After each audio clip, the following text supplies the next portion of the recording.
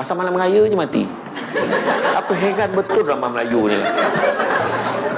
Kita tengok tahun baru Cina punya drama, punya happy dia. Balik jumpa dah lama tak jumpa. Amar dia kan. Cerita India pun macam tu. Hero Tamil mana pernah mati? Rupanya ada sejarah. Saya kaji benda tu. Rupanya masa zaman MGR dulu, pernah sekali watak filem Tamil tu, MGR hero mati. Orang India dulu, di India, dia memang kerja berat. So hiburan dia pergi wayang. Bila last tu MGR mati, pecah panggung tu. Dihantak, bakar panggung. Marah hero tu mati. Itu sebab kita tengok yang risau. Takkan mati ni, aku tengok. Drama Tamil pun filem gembira. Kenapa drama Melayu? Mulalah malam manjang dahaka tiap tahun. Lepas tu malam raya lah mak mati. Mak jaga dia baik-baik. Aku tahu nak mati lah kejap ni. Kau mati. Masa kaca dodol, masa tulang ngantuk, kau boleh tertangkup masuk dalam dodol. Kenapa?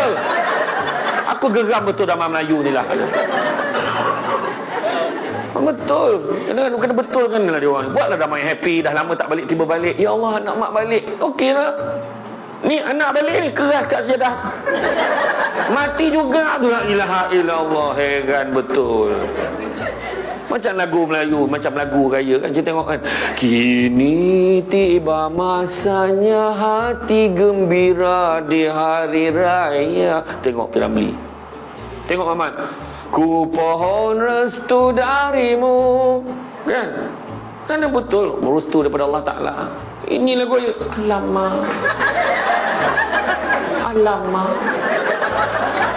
Apa teruk sangat kau perempuan kat Malaysia ni? Kuih raya tak jadi-jadi, kau kebangang sangat masak kuih tak berhal. Geram betul aku tu. Alamak.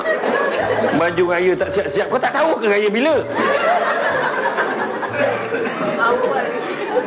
Awal lagi dah tahu kan?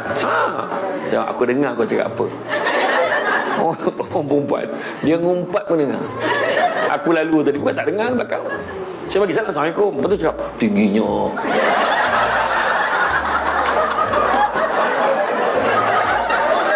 Ngumpat. Salah ke tinggi.